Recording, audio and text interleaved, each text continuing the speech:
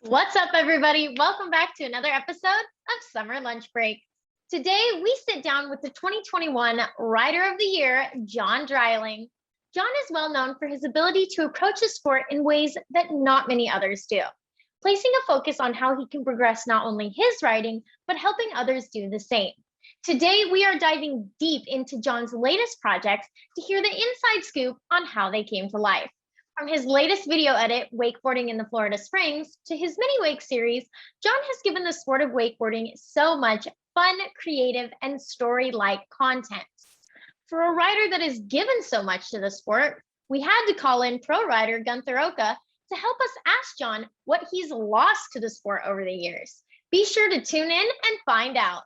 Grab some grub and let's chow down. It's John Dreiling. You know what I'm really scared about is if the wakeboarders get too close to shore, they may use some people on the shore as bonking items.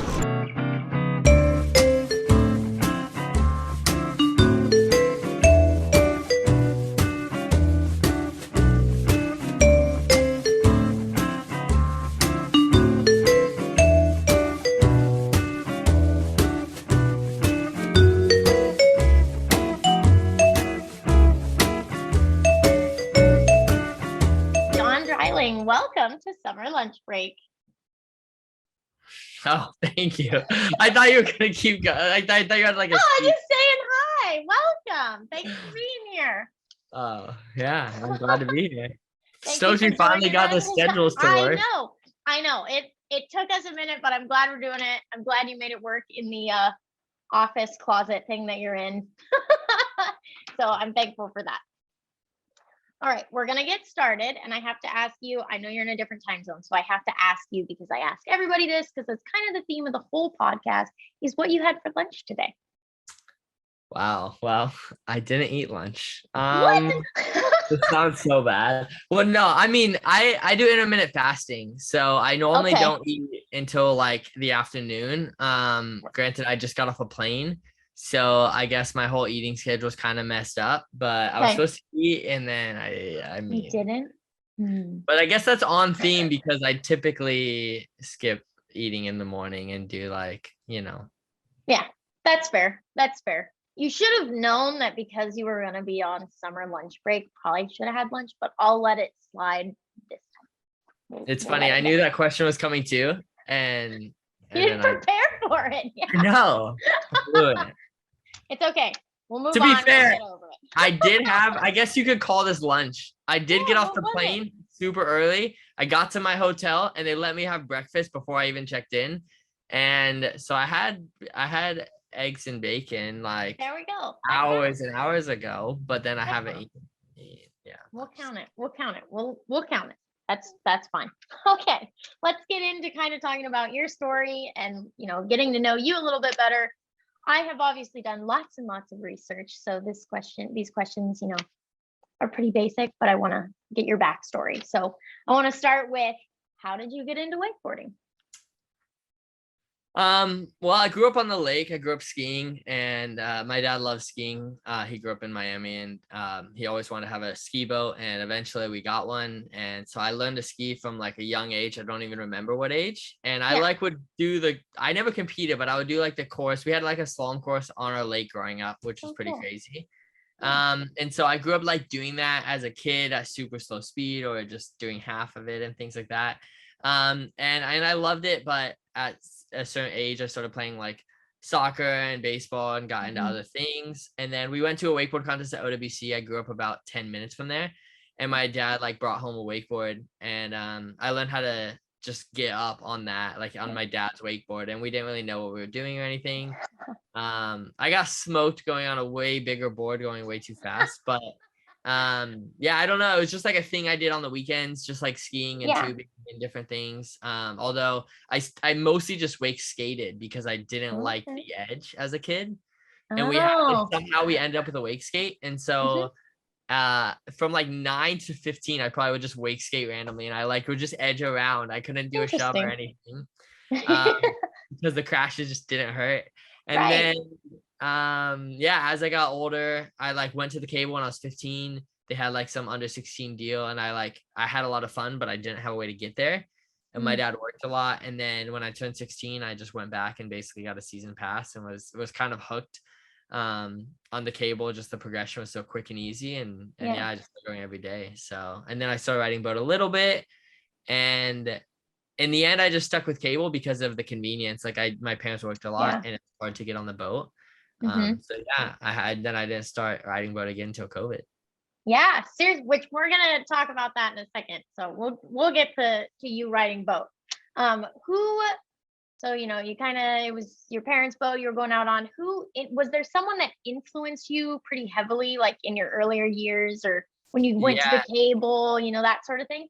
There were two people that like got me into wakeboarding, I guess. And so one, I played baseball with a kid named Kyle Evans he was like on the junior pro tour. He was super good. He's my age and stuff. I think he rode the pro tour a few years. And then when I went to high school, one of my friends dated Ian Smith, who is the Drone Smith on Instagram, who's still in the industry. And he, came over to my house on the boat once. I was like, you really should come to the cable because you'll get way more reps in on hitting kickers and stuff. And that was originally the goal of going to the cable. So that was a big influence. And he still is in the industry. We still work together on stuff all the time. He's filmed some of my videos doing drone, and he competed in pro for a long time. So he's probably like the biggest influence as far as me getting into the sport. And then of course in the sport, I mean, there's countless riders that have influenced me over the years. Absolutely. That's pretty cool. I feel like a lot of times when I ask people that, it's always like somebody older that they looked up to, but it's cool. Your story, you've got this friend that you had that was kind of by your side going through it. That's awesome. So I also want to ask kind of, when you get into something that you're really passionate about early in life, generally it kind of helps teach you some life lessons, get you through some things, challenge you a little bit. What are some of the life lessons that wakeboarding has taught you over the years? Oh man, I feel like it like raised me as like a That's cool. parent. I don't even know. I mean, like so many things. I mean, I've traveled the world through wakeboarding, so like it depends what level you're talking about, but like the whole industry, the whole job side of it. I guess I'll take a different approach on this answer. There's obviously the classic things of like crashing and getting up and working hard and having goals, but like with wakeboarding, what's been really cool is I'm really into business and just being able to learn like everything of an entire industry. Like I know the sales reps, I know the distributors, I know the manufacturers, I know the cable parks, and all these different shops and each person at each level. And so I think that's been so cool just to like see everyone's struggles and what their day-to-day looks like, and how a business has to think about all those people in the line, as well as just traveling the world and like getting to experience all of that type of stuff, the different cultures and everything, like learning in that way. So I mean, there's countless things I could choose, but I think that's been something super different that like I take with me every day now, working in the industry and still being involved, and I think will carry on the rest of my life. Like it's such a unique opportunity to really get to understand like and get to be friends with each person on the step because of the size of the industry. And I think that's a really cool thing that is a unique opportunity, Yeah. Oh, it's so rad. I think about like when I started here, I had no idea what was going on in the wake industry at all. I just knew I liked going on the boat and wakeboarding was fun, and I wanted to work at a shop that like sold them. So like you said, being able to kind of meet people and grow and just like learn all about it is really rad. You mentioned that you travel a lot. Is there any place that you've gone that's like top tier, number one spot? Can't wait to go back every time you go. Like, where is that? Thailand, Bangkok. But I would say like it's all about the people, For me, it's like the people I went to the first time. It was like such a good memory, such a good experience. All my best friends. It was like one of our first bigger trips. And then, every time I go back, it's amazing. The food's amazing, and the atmosphere. I love Southeast Asia in general, but it's kind of got a special place in my heart because of like the memories I have there. And then all the people there are so nice. And so that's definitely at the top of my list. And I go every winter except since COVID, I haven't been. We'll be back. We're bouncing back from that. Yeah, I'm so excited to go this year, and I think a lot of us are coming from Florida. It's gonna be awesome. Yeah. Oh, that's so exciting. Well, I look forward to seeing all of the content you guys put out while you're there. Is there anywhere that you've gone that you're like, not going back, bad experience, No way. Well, I've had bad travel trips, but I Yeah, think as yeah. far as locations go, I just think there's so much every place has to offer, I can't think of one off the top of my head. They've Okay, all been fair. great and there's all been something to pick up. I mean, there's definitely places that aren't like my favorite, I guess, because Right. of whatever. I mean, but that's more about like Mhm. the specific spot of the cable Oh park yeah. and like where that is. But I don't know. Mhm. Every country, I love each one. Like there's so much unique things about Yeah. each culture that I love. Yeah, yeah. So Very positive answer. I like it. You said, you've had some, you know, not good traveling experiences. I think you had one pretty recently, right? Didn't you like lose a board and then I saw you like yeah, cut the crap out of your hand or something? Like that what happened? that was the worst one. All right, well, you have to talk about it now. So we went to Langenfeld, and then from there we were going to 313 for their event. We stayed in Langenfeld for like a week, and we got a little bit sick, but in the end we ended up okay. And we go to check into the airplane, and so I guess there's a bigger story to this that'll come out soon, but Okay. I I ended up winning Alliance Rider of the Year. And the Yes. whole idea of this was a trip with all like your best friends, just going on a vacation, like a wakeboard Right. vacation, just to Yeah. celebrate and have fun, like, and create good memories. And we were filming the whole thing. So the beginning of it, we get to the airport. This is like the kickoff of it. Yeah. And someone buys like a 6-pack of beer for 6 friends. I didn't even buy it. It's crazy. It's like a bucket of beer. I walk up. It's in a cardboard thing like you buy at the grocery store, like a normal Yeah. 6-pack, and it's kind of wet. And I asked them, like, hey, can we have an actual bucket, which was advertised? And Right. they said they didn't have any. So I carry it for my friend who got food also. And I take like 3 steps and then the handle breaks and the bottles just fall flat. And when they start getting skinny, like they shattered at that point and glass went it hit me all over my body. Thankfully, I had long sleeves and Oh like my long God. socks on, but it cut my hand and I had to get 6 stitches and it cut my shin also. And but it hit me everywhere. It could have been worse, I guess, and I got really Yeah. lucky in that sense. And then we were like 30 minutes from checking in. So everyone else went. It's this whole trip. They all going, and I'm like, I don't know what's gonna happen if I can even like go to the like I have no Right. idea. So I get taken in an ambulance to the hospital, get stitched up, have to find a place to stay, rebook a flight for the next day. And they wouldn't even let me change my flight. Like we tried while I was in the airport. It's crazy. And Oh then we my get gosh. there, bags don't show up because they had to pull my bags off the first flight, and I assume they just like thought they were still not supposed to be going. Yeah. So my bags don't show up. They ended up in London somehow. And then yeah. And then when I get there, I guess whatever sickness me and one of my other friends kind of had, everyone else got from, because we stayed together in Langenfeld for a week. So I get Yeah. there, everyone's sick, and No. I kind of get sick again. I think my body's just trying to fight everything and recover. And we all get sick for like 5 days. It's raining and windy every day. We're there for like 10 days. It was crazy. In the end, we had a sick trip and it was a great time. And I always think that like those crazy hard memories Mhm. bring everyone closer just as much as the good memories. So like in the Right. end, we still have a great stories to tell. We still had so much fun, and now we're all here in London and we're closer because of all that. So Absolutely. Wow. Yeah, that sounds like one hell of a trip.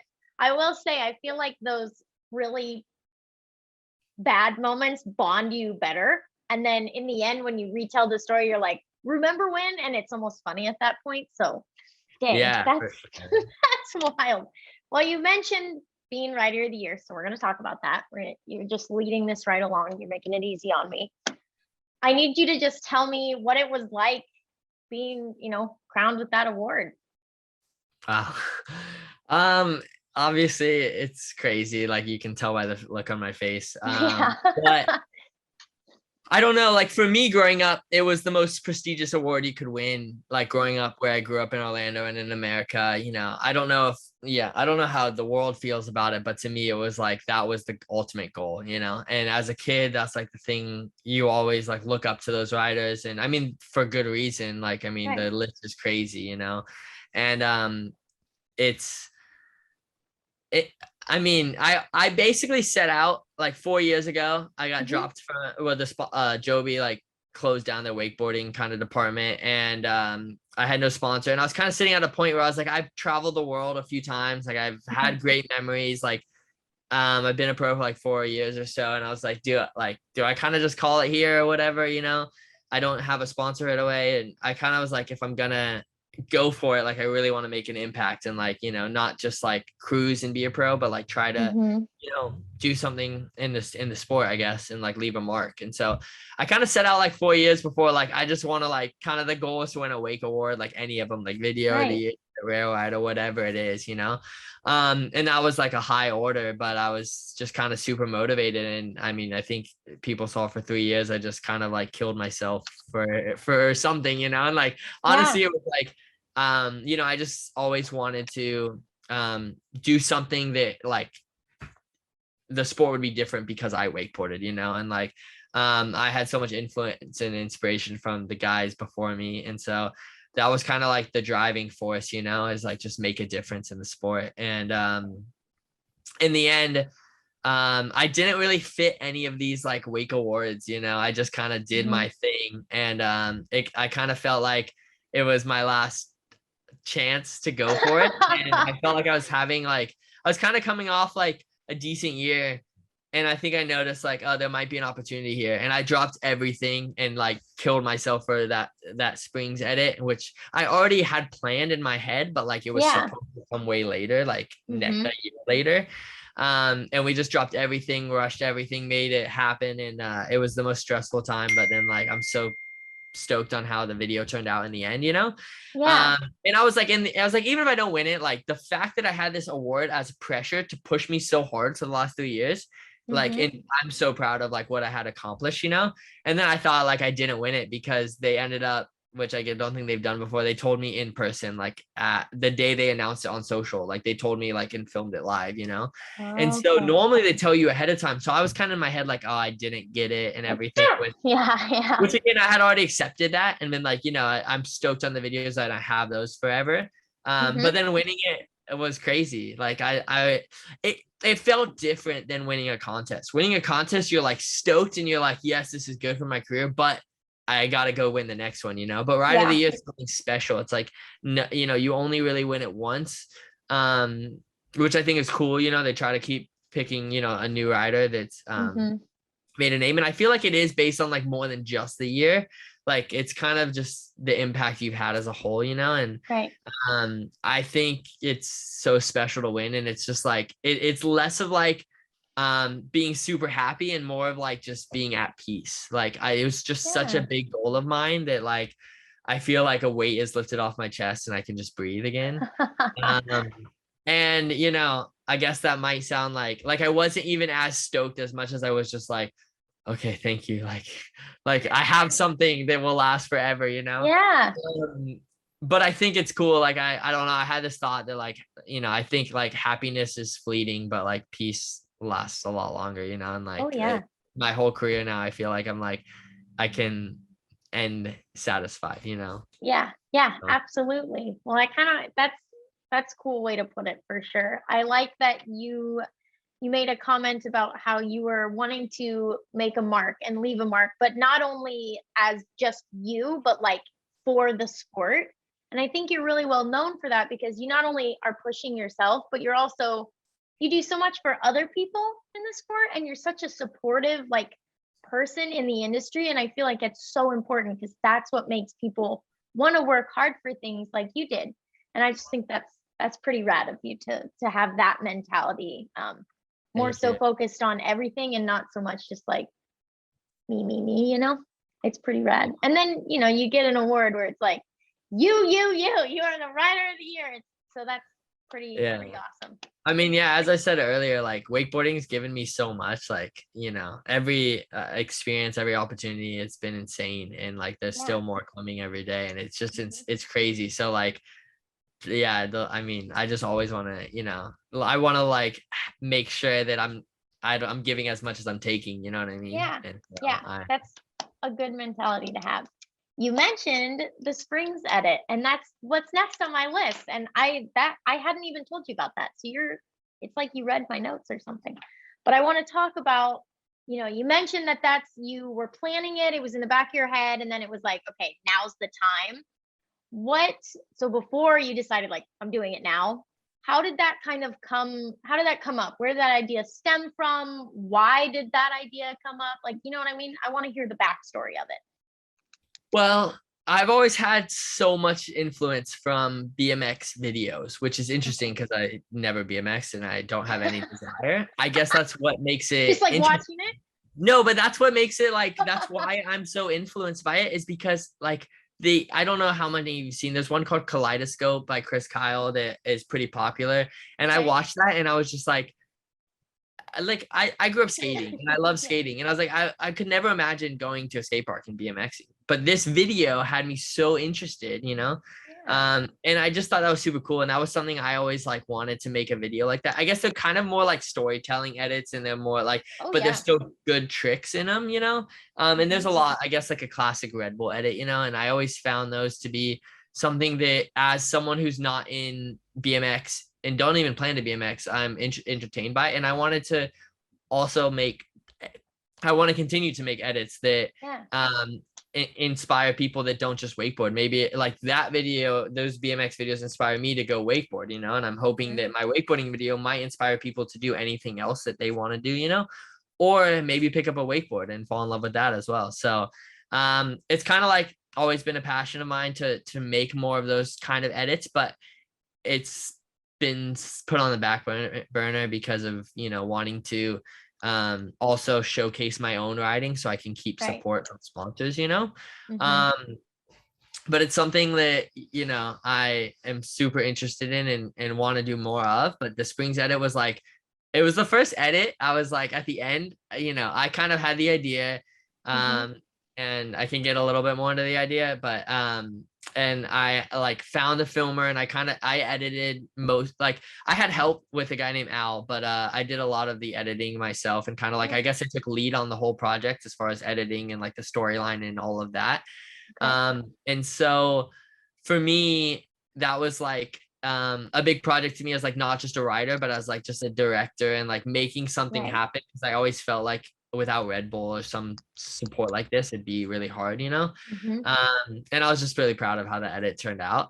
But yeah, the idea kind of came from, originally it was supposed to be somewhere else. And then, you know, we had winched in the Springs before and wanted to do more videos there, but I wanted to go to Costa Rica to do an edit or something. And my passport was going to expire. And because we moved the date for Ride of the Year, I had to like switch things. And I was like trying to brainstorm. I was like on the phone on the way home from Street League finals, and I was like trying to figure out like something to do. And we'd already winched there, and I was like, this would be perfect. And I kind of like had been to the Springs, and I kind of sort of just it just flowed from there in my mind, you know? Yeah, totally. A little bit of like, I always say constraints breed creativity, and it's a little bit of that. Like I was constrained by my passport and the timeline and everything, and it forced me in that direction. To do that. Absolutely. That's really rad. How long, like the entire project from start to finish, like how long did it take you? We only had 6 weeks. I kind of knew when the Ride of the Year thing was going down, because it goes down like in the new year. So I didn't know the exact day they vote or pick or anything, but I was kind of like, as long as we have it by this day, we're good. And I like put a hard deadline in on, we filmed, I might've been 4 or 5 weeks. I don't even remember. It was so quick. We filmed in 3 weeks, edited in like a week, and then like tweaked it maybe for another week, and then it was out. But it was the craziest. Like I was wake up to go to sleep working for 5 weeks. And honestly, Al, the filmer, Alessandro, who films a lot of boat stuff with Shota and different things, I mean, he just like dropped everything for this project, and just he put in so much work. So a huge shout out to him. And then, you know, there was so many people that helped along the way. Very rad, very rad. Well, you are pretty well known for your creativity and your style and just the way that you do things a little bit differently than everybody else. So I want to talk about the Mini Wake Invitational, because that, my friend, was a very, very cool thing. And I was so entertained. All the guys at the shop were talking about it. I mean, so fun, and like something that I feel like not a lot of people would be like, let's make the wake smaller and then ride. Like that'll be cool, right? That has a story. I want to get into that, and I want to know, like, I'm gonna make you just beginning to finish. Like I want to know where did that idea stem from? Why? Like, just give me the story. Okay, it's pretty simple. The cable closed for COVID in 2019. So I guess we got to start with the beginning of mini wake in general, and then we can go into the end. The cable started closed in 2019 or 2020, I guess. And I was like, okay, like I want a wakeboard. Let me hit up all my friends that I know that might have a boat or something. I didn't live on the lake at the time. And I messaged a ton of people like, oh, I don't have a G23. I don't have a Malibu. I don't have, whatever the boat is, it's just like, they're like, we only have this Regal boat. And I'm like, okay, so like it can pull a wakeboard, right? Like, let's go. And then they were like, no, like you're not going to like the wake. And I'm like, no, I'll have fun. Like, let's just go on the water. Like, I just want to be on a wakeboard, Right. Or even wake skate, anything, and then no one would want to do it. And so I ended up convincing a friend to just go out and we rode and we would ride on wakeboard boats too. And we just kind of like lower the weight. Like I wasn't really wakeboarding a lot. We just ride stock. We wouldn't have it super big, or we'd have stock empty or something. And we would just have fun and play around. And it was kind of like we're just trying to pass the time till the cable opened. And it was so much fun. And we were loving it. And we started like, we were only riding our cable boards and we were doing all these slappy stuff. And, I started looking at it like I would look at a rail or something, like a bigger feature. And I would just take every piece and be like, can I go from this to that? Or can I like go this way on it instead of that way? Whatever the thing is, and just started like throwing out ideas. And it was just so fun. I was like, we need to make a video to promote this because like, I guess I realized like wake surfing is amazing. I love wake surfing, but you need a expensive boat to wake surf. Right. You don't need anything except like a jet ski to wakeboard. You can do it on anything and have so much fun. And so I was kind of like, we should promote that. Like that idea just popped in my head of like, so I was just, let's do it. Originally it was just going to be a boat with no weight in it, like a wakeboard boat. And then it just turned into like, well, no, like that doesn't really get the point across. I started coming up with ideas and I just went on this mission to like showcase that like you can have fun on it. Cause I was so frustrated about people not wanting to wakeboard on whatever boat they have. Yeah, like what the heck? And so, and we were like, we were having like the best time and it just grew and it just, and then in the end I was like, I wanted to make it a big proper edit because I felt like there was so many ideas in my head to get out. And so it's kind of like, as long as the ideas are coming, the edit will keep growing. And I think like at first people were like, bro, that was 5 minutes of just like the first edit, but it was so much fun to make. And then after that, I felt like people just loved the edit and like kind of got good feedback, but then no one did it. And I was like, yo, guys, come try this. And I bring people over to my house and then they'd come to my house and they'd love it. And then, but like it was hard to get them to try it still. And so I was like, you know what, let's just make I just want to film a bunch of riders do it. And so let's just make an event where at first it was a media event in my mind and we're just going to invite everyone over. And then I was like, but like, let's give it a storyline because you can't just be like, oh, here's a bunch of pros riding a small wake. We could, right? But like a story is always better. So the contest was in a way, it was like a video project masked by a contest, and the storyline was the contest. But we gave everyone 15 minutes to just free ride and film. And we gave like Dowdy came in and like helped a little bit because he came in and sponsored it with Wake U and just threw up money. At first I was like, the event happened. I texted everyone 3 days before and said, hey, we have the weekend free. We got 2 boats good. Come over and ride. We'll pay for your gas. We'll pay for food. We'll get a keg and let's just have a good time and like enjoy a day on the lake. And let's get clips. And I'll edit a whole. Well, actually, I didn't edit it. Dave AV edited it and killed it. And it was perfect. And so in the end, it was just it really was what it looked like. It was just a bunch of friends all getting together and riding and filming. And I just thought making an event would motivate people a little bit. Yeah. And storyline to share with spectators. But ultimately I was just like, I still think it has so much room to grow. And that was just the start of like trying to get other riders behind it and stuff. And they were stoked on it. And so we have another one coming this year. Oh, very exciting. Yeah, I think it's pretty cool. Like you mentioned, to do like the surfing, you do need a little bit bigger, nicer boat. But for wakeboarding, you can do behind everything. I'll have a lot of people here, but I'll be like, what kind of boat do you have? And they tell me, and they're like, oh, it's just this blue water. And I'm like, that's a boat though. Like you don't have to like downplay it. It's awesome. Go ride behind it. Why does it matter? So that's cool that even you guys that are doing all the crazy cool shit behind it are like, yeah, let's go, make it smaller. Like, why not? So it's pretty cool to see. It was definitely really fun to watch and like to see from, looking on Instagram and stuff like that. It was cool to see how you guys did it. And you're very good at telling stories with the stuff that you do. Like, I don't know if you know that, but you are. You mean like verbally or in the videos? No, like in your videos, like any edit you've done, the springs, like the mini wake, like it is like there is a beginning, there's the middle, there's like kind of the ending, like you're very good at it. And it's pretty impressive to see. It sets you apart from a lot of other people, which is cool. But I do want to ask, because I feel like boat riding nowadays, like other people that I've talked to, like in terms of like the competition scene for boat riding, a lot of guys sometimes are like, you know what, there's not as much style as there used to be. People aren't as unique. And then I have people that are like, no, like you got to get it exactly right. Stomp the trick, like go bigger, go better, that sort of thing.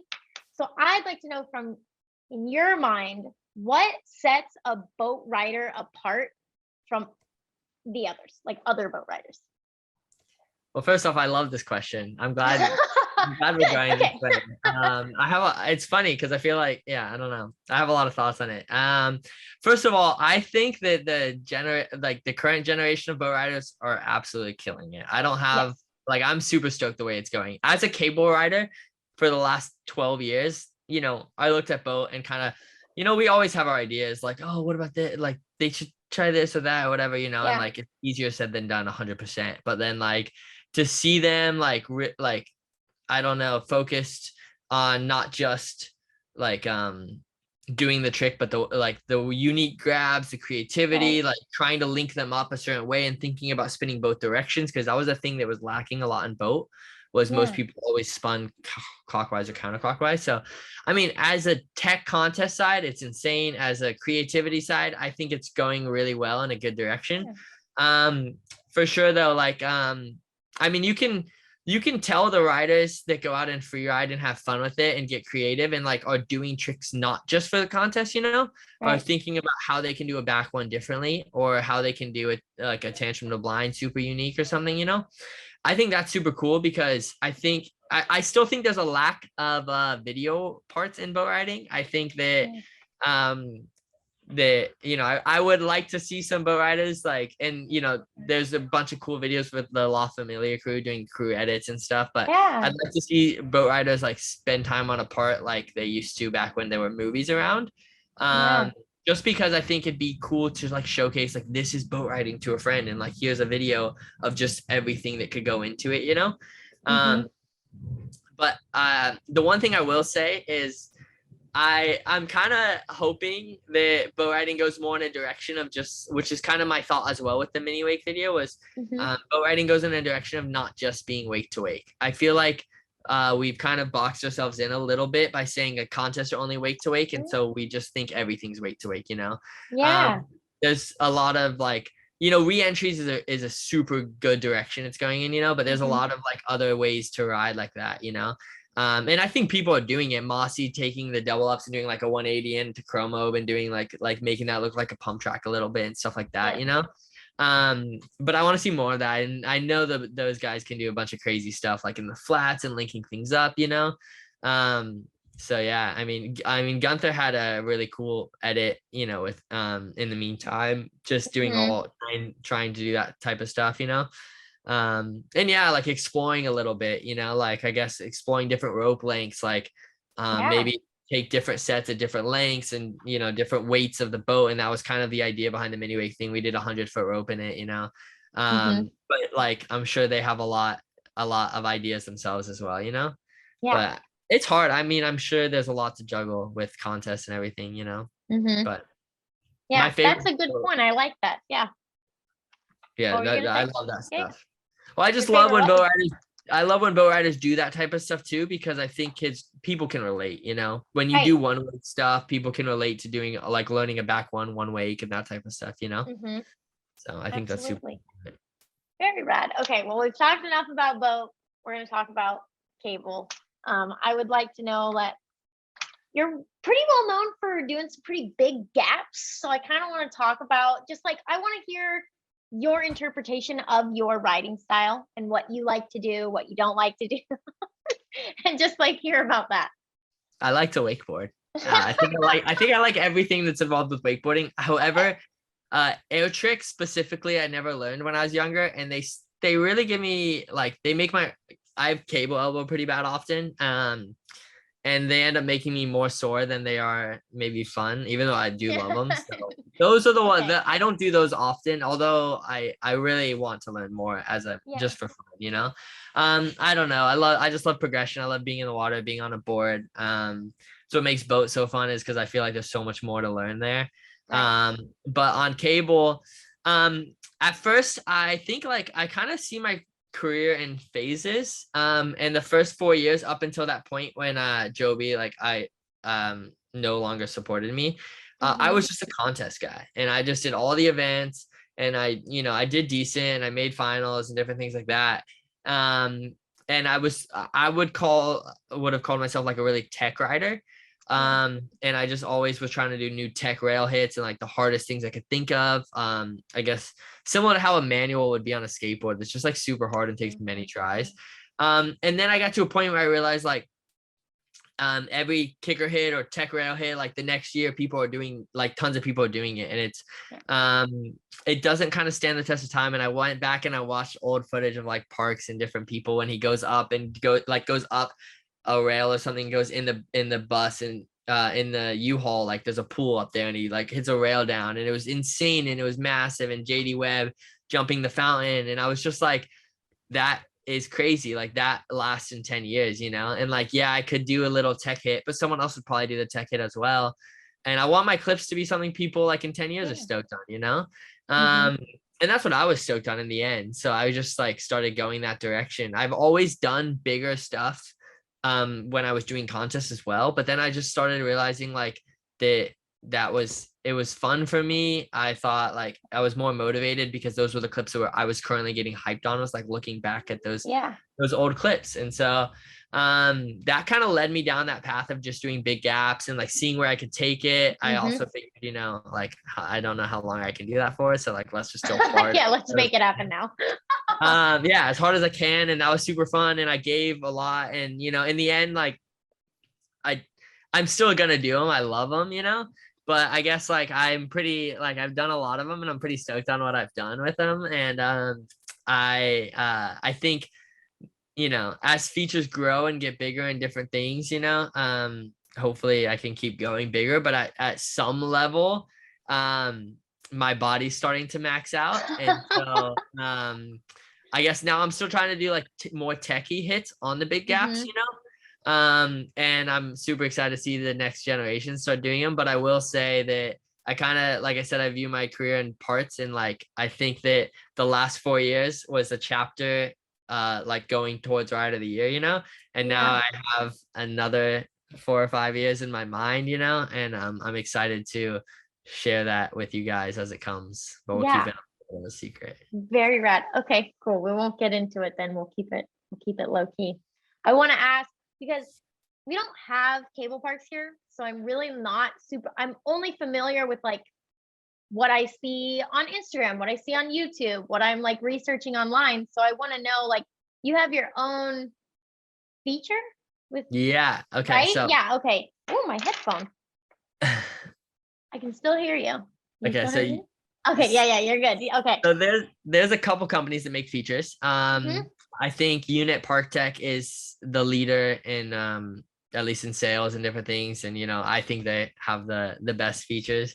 And for years as a kid, this is a funny story too, I wanted to be a pro wakeboarder just to meet Unit, like to get a foot in the door, because my dream was to work for them. I was like, I want to design features. I love designing like skate parks and like the skate game, and I love like physics and stuff. I studied physics for undergrad, and I was just like, I would love to use that in action sports and wake or snow.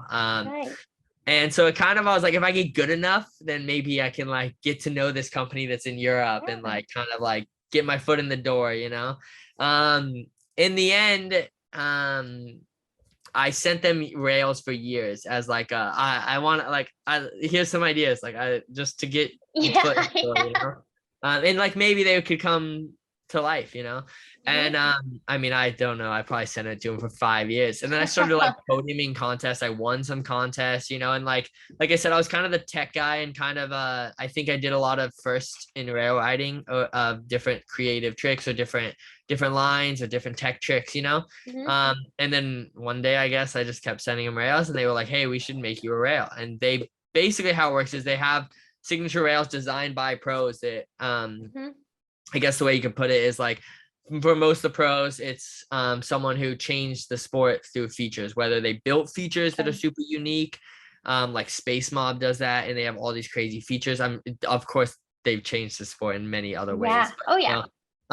Shred Town did that, or whether it's like doing unique tricks or doing unique hacks or gaps or winching, someone who's like pushed the sport in the feature side of things. And I guess they let them design a rail, and it's your pro model rail, and so after all the years of sending them rails and riding, they asked me if I wanted to do a rail, and of course I had lots of ideas, so we did one. And then yeah, 6 months later, actually, they asked me after working on that rail, they asked if I wanted to work for them. So now I kind of, I kind of work for a distribution, I guess. It's like Yeah. it's complicated because of the split countries, but Mhm. so now I sell unit in America, and I design a lot of rails, and it's the dream. So it's kind of crazy, but yeah. So now I just released my second signature rail, and I'm pretty stoked on that.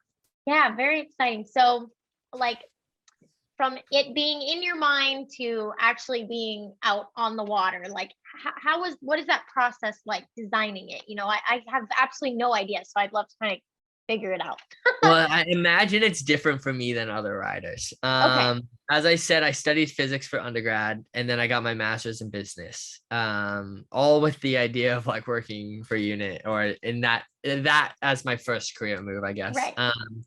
And um, so for me, it's like I had just worked on rails. I worked with unit. I had rode a ton of rails. I rode over 50 parks at least by that point that Mhm. I made the rail. And so I think I had a good grasp on what it was going to look like. And we put it up next to other rails in a program, but I basically drew it in SketchUp, which is like a Google app that they have Yeah. a free version. And I think at that point for me, and maybe some of the other riders who have built a lot of rails, you kind of know how it's going to feel. But I will say that the first time you hit in the water is like it's amazing. I mean, because the difference between like unit rails is the scale of them is so much bigger. There's so much more plastic. There's so much more transfers and lines than you would build like a jet ski rail or something. So Mm. it's a totally different feeling. You work on it and dream about it for years. And then, if every line works the way you imagine, it's like the best feeling. And now it's in Yeah. Lake Nona in Orlando. And I get to ride every day. And it really is my favorite unit rail right now. Very And nice. so I love getting to ride it. I get to learn tons of tricks on it. And it's kind of a dream come true for me specifically, because that's what I always wanted to do. Yeah, So. very cool. Well, you're very, from everything you've been telling me today, I can tell once you set a goal for yourself, you're pretty good at making it happen. So that's awesome to hear, and congratulations on it. That's really cool. I want to talk about another really awesome project that you did. Your crash series this year was awesome and so entertaining. And there were a lot of freaking people wiping out. Like, that was, I mean, I've taken some hard falls, but some of those, like, they hurt me. So I came up with a little game that we're going to play today, and it's called Name That Crash. So I took the top 3, and we'll insert them into the video. I don't have them like where I can play them right now, but I'm sure you're like, the 3 and you can see them in your head, right? Yeah, I don't Like, remember you the can, order, but I think I I can do. probably I pull think I them know up the on my top phone three. too. I mean, Yeah. I think Okay. I know So the top 8 for sure. I just am top trying 8 to for remember sure. which one came because it was all based on whoever voted, But Right. anyway, Yeah. I think I got them. Okay. Okay. Perfect. So we had, and if I say their name wrong, like, nobody get mad at me. So what I'm going to do is I'm going to say first, second, and third, the 3 that were there. And then I want you to, how you would name the crash. And you can be as creative as you want. I Oh came boy. up with some of my own because I thought it was really fun.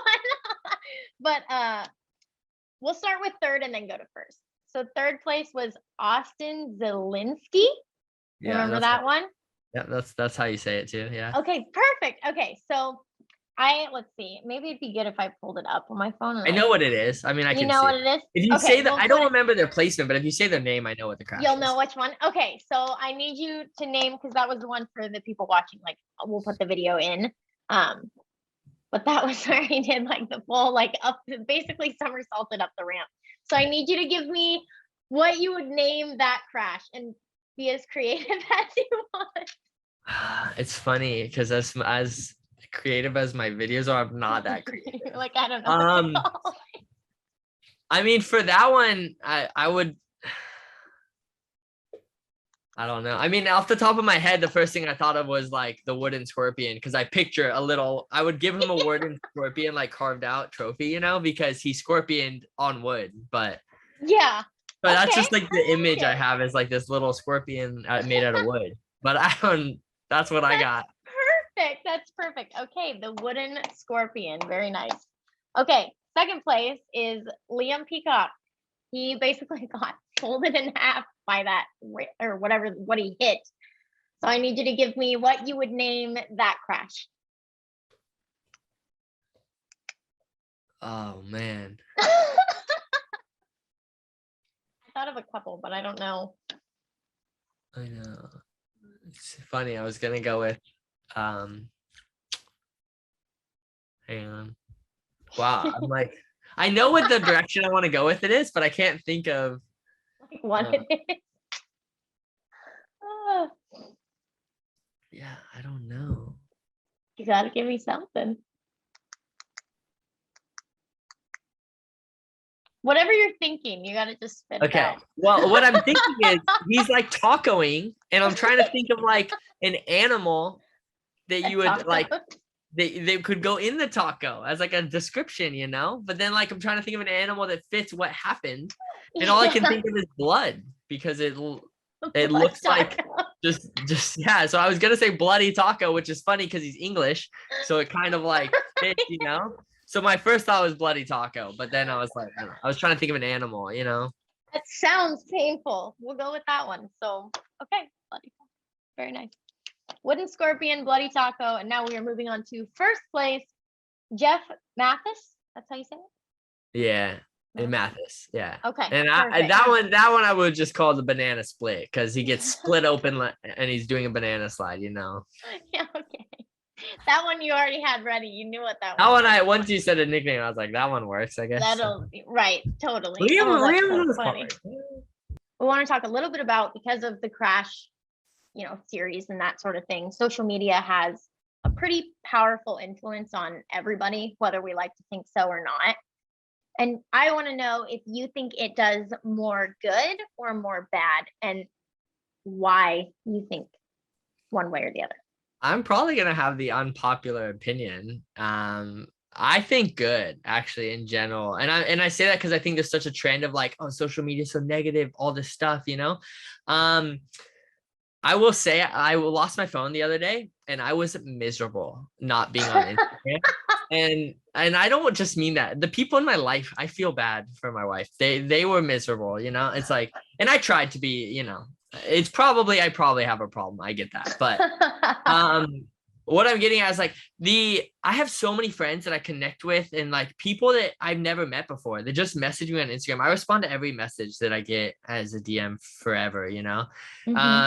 And I made really good friendships with people that then I meet overseas, you know. I've had hard conversations with people, and you know, I've talked through things with different friends and different people I've met online, you know, with things like depression and stuff, you know, and like just connected over things where I feel like it's done a lot of good. And I think also, you know, in wakeboarding, it's like everything. It needs to have have a balance, you know.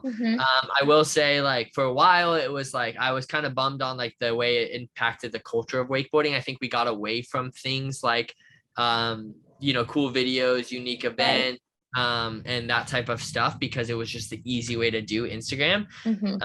At the same time, I think, you know, it's really cool to see all the riders progression went through the roof because of Instagram, because people saw what everyone else was doing. And it just is sped up, you know. And like I said, I've just connected with so many people. I mean, there's people here that like in London that I met from Australia that we've just talked on Instagram for like 2 years, and we've just been friends like as Yeah. wakeboarders. It's like, yo, I love your content, you know. And one of my favorite people is Connie. He's like a young wakeboarder, and I was just a huge fan of his during COVID, of just like, Mhm. your content is amazing. And I met him and he was the sickest person, and like that was, and we felt like we had been best friends, you know. Oh. For a while. So like I think a lot of really cool stuff happened on Instagram. And I Mhm. think that for me, I didn't get a lot of support right away from sponsors. And it was in a way the only like how I made it work in wakeboarding, you know, and it motivated me to push myself to those levels, you know, and it also allowed me to do that because I got most of my sponsors through the value I created on social media. That I wouldn't be a pro wakeboarder without social media, you know. And so for me specifically, and I think also for other people, it really opens the door for like everyone to kind of be themselves and do it their way. Yeah. I think that's really cool. We just got to be careful we don't just like only do social media and get lazy with it, you know. Right. Because that's, you know, There's a fine line. Yeah, absolutely. Very nice. Okay. Well, I want to talk a little bit too about your sponsors. I like to kind of give people the opportunity to like give a shout out here and there because you ride, I don't know if I know all of them. You ride Slingshot Unit, right? yeah, You which is work the for them, I guess, right? Yeah. And then is there any others? yeah, I have a CBD sponsor called Fresh Very nice. Bros. Oh, yeah. Okay. Very nice. So I Which, just, how long have you been with each sponsor is what I'd like to know. yeah. Well, I made a sponsor me tape in 2019, which was kind of a joke actually, but I don't think people realize that. And I started writing for Slingshot then. And that was that's been an amazing thing, you know. And they've just been so supportive throughout the years. And like at first, yeah, I don't know, like they under promised and over delivered every step of the way. So that's been wonderful. That's been wonderful. And I'm so glad to be with Slingshot, and I'm loving it. And I love the product, and we got some new stuff coming, and I'm stoked. Exciting. For Unit, it's was before that. It was probably Mhm. 2018 or 2017, maybe they offered me the rail. I don't remember exactly. Yeah. And then, you know, that process took a little bit, and then we don't usually advertise it till the first one sells. Mhm. And then I started working for them maybe in 2018, like 6 months later. And that's been the best, you know, like that was always my dream company. Yeah. And that's wonderful. And then Fresh Bros is a CBD sponsor, which I actually started using CBD in 2019 during my sponsor me tape because I was getting really bad tendonitis in my elbows. Mhm. And I just realized how much it did for me mentally when I was like nervous to try a trick or going to a contest. And so it's been something I've used for years. And then I started writing for Fresh Bros a year ago. Mhm. And yeah, the owners like from wakeboarding, we just connected meeting at the cable and stuff. And yeah, it's been great, and they're super supportive of wakeboarding, and they just love it. So I love all those brands I'm with. And then, you know, I'm really involved with another company called the Ultimate Wakeboard Road Trip, where we take people on a trip. They fly into Florida. And this is like somewhat of a sponsorship, I guess. But we go on a trip with them, and I've never missed it. We've done like 12 or 13, and Oh, you know, we very go to cool. people every day. We take them on the boat. We go like skydiving and hang gliding and rock climbing and Wow. all this type of stuff. And so that's been super awesome as well. And it's just been a great way to like keep connecting with like new riders and just, you know, sharing the stoke and getting stoked from like those fresh guys that are just loving it, you know, too. So Yeah. those are kind of like the main brands I've been like partnered up with. Very nice. That's awesome. Well, I want to kind of, we're getting close to like our hour, which is generally how long most podcasts are. But I do have one final question. You've given so much to wakeboarding, and you've done so much for the sport and the industry. But I was told by a friend of yours that you've also lost some things to wakeboarding. So I'm going to get the answer to a very special guest question from Gunther. And so I have a great little video from him here that I'm going to share my screen. All right, what up, summer lunch break? I got a question for old John Dreiling here, and that is, how many teeth have you lost to wakeboarding? Let me know. All 5 of these are fake. Are you serious? and I've lost them more than once. I just got them replaced for the third time. So, well, like it's my third set, I guess. Fake second set of fake teeth. Yeah, something like Okay. this. I don't know. I knocked out one side early in my career. I knocked out another side, like a little bit later. And then I had to get them replaced again from just hitting them so many times.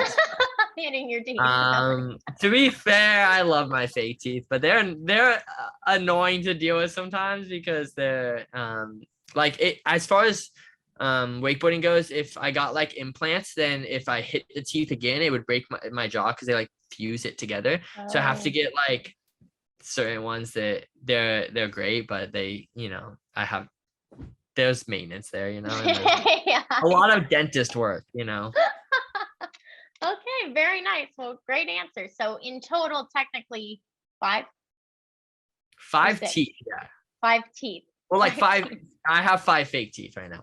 5 fake teeth. Okay, so we've had to replace 5 teeth over the course of your wakeboarding career, which maybe in time more, but I don't know. Hopefully not. Fingers crossed that doesn't happen, but I mean, it's all my front ones, so I imagine that like if I knocked them out, it would be those ones that I knocked out, And Right. like I said, I knocked out 2 fake ones already earlier in my career, I almost had to get a 6th one though because of the damage. Yeah, it's a long story, but we're good for now. So okay, we'll leave it at 6 and hopefully never anymore.